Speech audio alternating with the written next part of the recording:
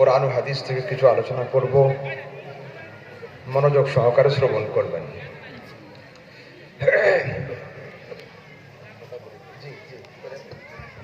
যে হ্যাঁ, আপনাদের এখানে মুফতি সাহেব এসেছেন। আমরা আগে থেকে কমিটির সিদ্ধান্ত নিয়েছি প্রশ্নোত্তর হবে ইনশাল্লাহ, কিন্তু শুরুতে নয়, শেষে আধ ঘন্টা যখন বাকি থাকবে আমরা ডিক্লেয়ার করব, হুজুর ডিক্লেয়ার করবেন। আধ ঘন্টা, শেষ আধ ঘন্টাতে যে যারা প্রশ্ন করতে চান তারা প্রশ্ন করবেন, ইনশাল্লাহ উনি ওনার আন্দাজ মোতাবিক ইনশাল্লাহ জবাব দেবেন। আল্লাহ তাবারক ওয়া তাআলা কোরআনে কারীমের মধ্যে বলছেন, আ'লাম তারা, প্রিয় পয়গম্বর তুমি কি দেখোনি? সুবহানাল্লাহ, সুবহানাল্লাহ। কাইফা ফাআলা রাব্বুক, তোমার আল্লাহ কি অবস্থা করেছেন বে আসহাবিল ফিল, হাতি বাহিনীদেরকে। সুবহানাল্লাহ, সুবহানাল্লাহ। আলাম তারা সূরা তো সবাই জানেন তো মোটামুটি। হ্যাঁ, তাহলে এখান থেকে শুরু করছি যেন আগামীকাল মনে থাকে। আব্রাহা নামের এক বাদশাহ কাবা শরীফকে ধ্বংস করার নিয়তে কিছু হাতি বাহিনী নিয়ে মক্কা নগরীতে উপস্থিত হয়েছিল। তো আল্লাহ তাবারক ওয়া তাআলা হাতির মোকাবিলাতে দ্বিতীয় কোনো গন্ডার বা হাতিকে না পাঠিয়ে ছোট ছোট পাখি দ্বারা তাদেরকে ধ্বংস করেছিলেন, আপনাদের জানা। কোরআনে কারীমের দুনিয়ার যে কোনো তাফসীর খুলে দেখুন, লেখা রয়েছে তখন রাসূল আকরাম সাল্লাল্লাহু আলাইহি ওয়াসাল্লাম মায়ের পেটে ছিলেন। সুবহানাল্লাহ, বেশক। কোন তাফসীরে লেখা হচ্ছে আমার রাসূলের দুনিয়াতে আসার 40 দিন আগে, বেশক। কোন তাফসীরে লেখা হচ্ছে 40 বছর আগে। কিন্তু সমস্ত মুফাসসিরিনে কেরাম একমত যে রাসূল সাল্লাল্লাহু আলাইহি ওয়াসাল্লাম দুনিয়াতে আসার আগে ঘটনা ঘটেছিল। বেশক। তো মায়ের পেটে থেকে দুনিয়া দর্শন করা কি সম্ভব? না। এখানে আলহামদুলিল্লাহ আমার থেকে বেশি জ্ঞানী ওলামারা সব রয়েছেন। আল্লাহ পাক এ কথা বলেন নাই আ'লাম তাসমা, নবী তুমি কি শোনোনি? শোনোনি না বলে আল্লাহ পাক বলছেন আ'লাম তারা, নবী তুমি কি দেখোনি? বেশক, সুবহানাল্লাহ, সুবহানাল্লাহ। হায় বেশক। আল্লাহ, তোমার নবী তো এখনো মায়ের পেটে আছেন, দুনিয়াতে আসেননি, দেখলেন কি করে? বেশক। আল্লাহ পাক বলছেন আমি উম্মতির কথা বলছি না বোকার দল, আমি তো পয়গম্বরের কথা বলছি। সুবহানাল্লাহ, সুবহানাল্লাহ। বেশক। আরে মায়ের পেটে থেকে দুনিয়া দর্শন না করা উম্মতির বৈশিষ্ট্য, আর মায়ের পেটে থেকেও আসমান জমিন দর্শন করা মুস্তাফার বৈশিষ্ট্য। সুবহানাল্লাহ, সুবহানাল্লাহ। নবী তুমি কি দেখোনি? আল্লাহ, মুস্তাফা আমার রাসূল তো মায়ের পেটে আছেন, দেখলেন কি করে? তো শুনুন হাদিস। মাওয়াহিবুল্লাহ দুনিয়া রিওয়ায়াতে রাসূল বলতেন রাআইতু রাব্বি মাররাতাইন, আমি আমার খোদাকে দুইবার দর্শন করেছি। সুবহানাল্লাহ, সুবহানাল্লাহ। আর সিহাসিত্তার রিওয়ায়াতে রাসূল বলতেন রাআইতু রাব্বি আযজা ওয়া জাল্লা ফি আহসানি সূরা ফাওয়াদা'a কাফফাহু বাইনা কিতফাইয়া ওয়াওয়াজাদতু বারদাহা বাইনা সাদিয়াই ফাআলিমতু মা ফিস সামাওয়াতি ওয়া মা ফিল আরদ। আমি মুস্তাফা আমার খোদাকে সুন্দর কুদরতি চেহারাতে দর্শন করেছি। খোদার দুইখানা কুদরতি হাতকে রাখা হয়েছে কাঁধের উপরে, সেই হাতের ঠান্ডাকে অনুভব করেছি সিনা দ্বারা। ফাআলিমতু, আমি জেনে ফেলেছি, মা ফিস সামাওয়াতি ওয়া মা ফিল আরদ, আকাশ জমিনে যা আছে সব। সুবহানাল্লাহ, সুবহানাল্লাহ। বেশক। দুনিয়াতে 18,000 মখলুকাত, 18,000 আলম। তো যদি প্রত্যেকের দুটো করে চোখ ধরা হয় তো 36,000 চোখ। তো আল্লাহ তাবারক ওয়া তাআলা 36,000 চোখকে বানিয়েছেন, কিন্তু আপন জাত, আপন সত্তা, আপন রিয়ালিটিকে দেখার মতো দুনিয়াতে কোনো চোখ সৃষ্টি করেন নাই। কেবলমাত্র দুটো চোখ সৃষ্টি করেছেন নিজের জাতকে দেখানোর জন্য। সেই দুটো চোখ না আদমকে দিয়েছেন, না নূহকে, না দাউদকে, না ইসমাইলকে, না আইয়ুবকে, না ইসহাককে, না ঈসাকে, না মূসাকে। আল্লাহ তাবারক ওয়া তাআলা নিজের জাত দেখার জন্য দুটো চোখ সৃষ্টি করেছেন, সেই দুটো চোখকে মুস্তাফার বডিতে সেট করে দিয়েছেন। সুবহানাল্লাহ, সুবহানাল্লাহ।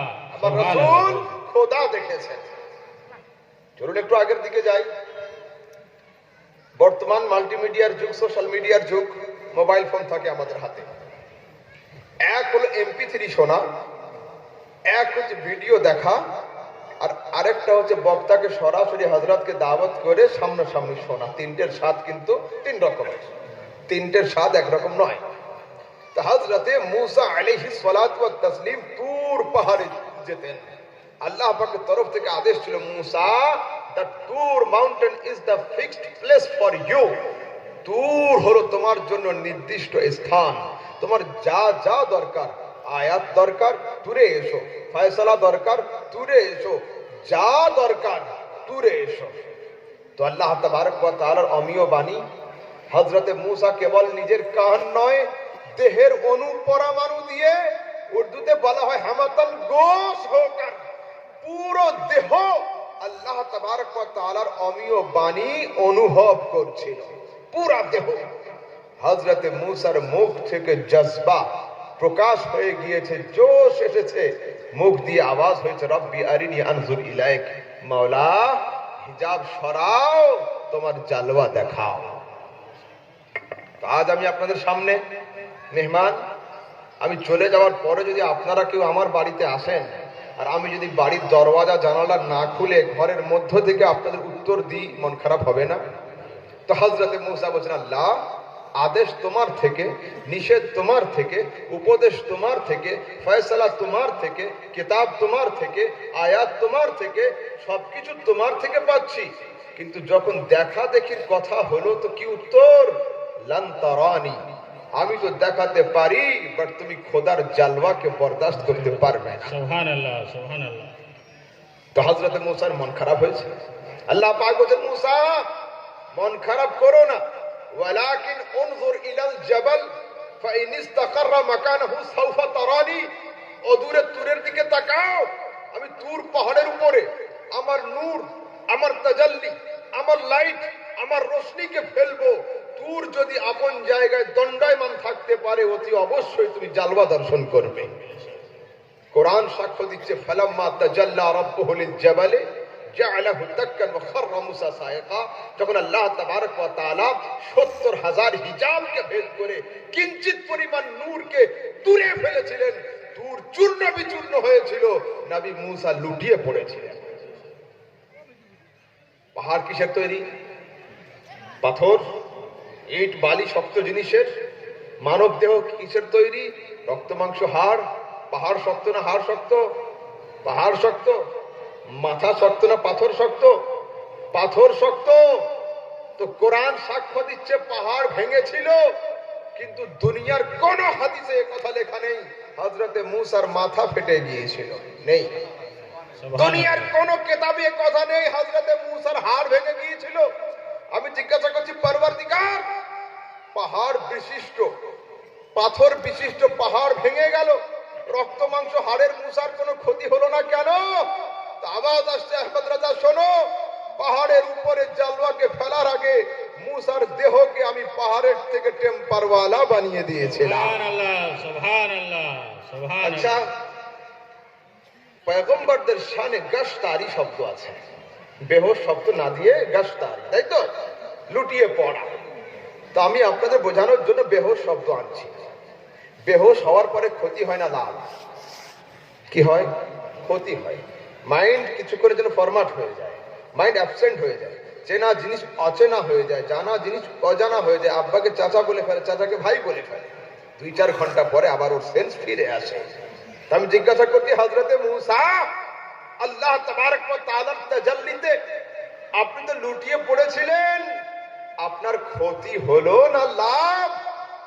হযরতে মুসা বলছেন, আমার লাভ হয়েছে, লাভ, কিন্তু আমার লাভের কথা আমি নয়, তোমাদের রাসূল মুহাম্মদ আরবিকে জিজ্ঞাসা করে। সুবহানাল্লাহ, সুবহানাল্লাহ। যেদিন আমাদের নবী দুনিয়াতে আসলেন, জিজ্ঞাসা করছি, ইয়া রাসূলুল্লাহ, হযরতে মুসার একটা প্রশ্ন রয়েছে আপনার কাছে, তার কি লাভ হয়েছিল আপনি শুভ সংবাদ দিবেন।